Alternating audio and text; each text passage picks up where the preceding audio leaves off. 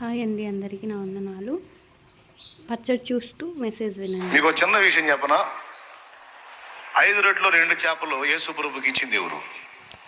పెద్దగా చెప్పండి. చిన్నోడు. అసలు అప్పుడు ప్రసంగం జరిగింది కదా, యేసయ్య వాక్యం చెప్పాడు, అందరు విన్నారు. దేని గురించి చెప్పుంటాడు ఆయన? విశ్వాసాన్ని గురించే చెప్పుంటాడు యేసయ్య. అంతకుమించి ఏం చెబుతాడు? పరలోక రాజ్యం సమీపించింది, దేవుని రాజ్యం వచ్చేస్తుంది, మారు మనసు పొంది సువార్తను నమ్మండి, దేవుని యందు విశ్వాసం ఉంచండి అని ఖచ్చితంగా విశ్వాసాన్ని గురించి మాట్లాడుంటాడు. వేలాది మంది అక్కడ ఉన్నారు, అందరూ విన్నారు. నా ఒక మాట చెప్పండి, మీరు పసిబిడ్డ దగ్గర 5 రొట్టెలు 2 చేపలు ఉన్నప్పుడు కనీసం మిగిలిన వాళ్ళ దగ్గర కనీసం కొద్దిగన్నా ఉండదా? పెద్దగా చెప్పాలి. కొద్ది గొప్పనా ఉండవా వాళ్ళ దగ్గర?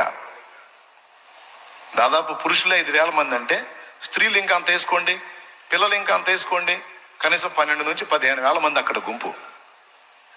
ఓకేనా?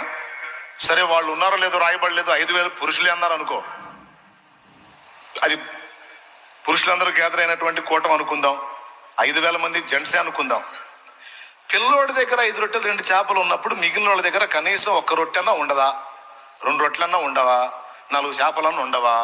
మీకు దండం పెడతా చెప్పండి. డౌట్ లేదుగా? మరి ఉంటే యేసు ప్రభు ఇచ్చిన పిలుపుకి పిల్లవాడు కదిలాడు, కానీ ఎంతమంది పెద్దోళ్ళు ఉండి ఒకటన్నా నా దగ్గర ఈ 4 చేపలు ఉన్నాయని రాలేదేందండి? నా దగ్గర ఈ 2 చేపలు ఉన్నాయి, లేదా ఈ 2 రొట్టెలు ఉన్నాయని రాలేదేంది? ఎస్, వాళ్ళు ఏమనుకున్నారు చెప్పనా? వాళ్ళ దగ్గర కనీసం 1 చేప అన్నా 1 రొట్టె అన్నా ఉండొచ్చు. కానీ వాళ్ళు ఏమనుకున్నారు తెలుసా? లాజికల్గా ఆలోచించారు. ఆంధ్రేయ ఆలోచిస్తాడు చూడు, అట్లా ఇంతమంది సమూహం ఉన్నారు, నా బొట్టలోనేమో 4 రొట్టెలు 8 చేపలు ఉన్నాయి, కానీ ఇంతమందికి సరిపో. ఆయన ఏదో పిలుస్తున్నాడులే, కానీ ఇవన్నీ ఏమో కొత్త ఇంతమందికి సరిపోలే అనుకుని ఆ బొట్ట ఓపెన్ చేసి కూడా మళ్ళీ బొట్ట మీద మూత పెట్టేసుకున్నారు. ఖచ్చితంగా అదే జరిగి ఉండాలి. లేకపోతే చిన్నోడు కదిలినప్పుడు అందరూ కదిలి రావాలిగా. అసలు చిన్నోడి కంటే ముందు అప్పటిదాకా వాక్యం విన్న పెద్దోళ్ళు కదలాలి కదా, కదల్లా. కారణం లాజిక్.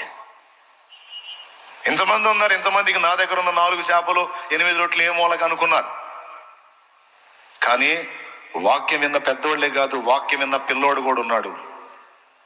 ఆ వాక్యం విన్నంతసేపు వాడు జాగ్రత్తగా విన్నాడు, తిండి తిప్పలు మానుకొని కూడా విన్నాడు. వాడికి చాలా నచ్చినాయి యేసయ్య మాటలో, భలే ముచ్చట అనిపించినాయి. వినటమే కాదు, పసిబిడ్డ కాదు, యేసయ్య చెప్పిన మాట చేయగల సమర్థుడని ఆయన యందు విశ్వాసం ఉంచాడు కాబట్టే వాడి దగ్గర ఉన్న 5 రొట్టెలు 2 చేపలు తీసుకొచ్చి ఆంధ్రేయకు చూపించాడు. ఆయన ఏదో అడుగుతున్నాడు, వీళ్ళకి ఆహారం పెట్టమని. మా అమ్మ నాకు ఇచ్చింది, వచ్చేటప్పుడు తీసుకెళ్ళి తినరా అని.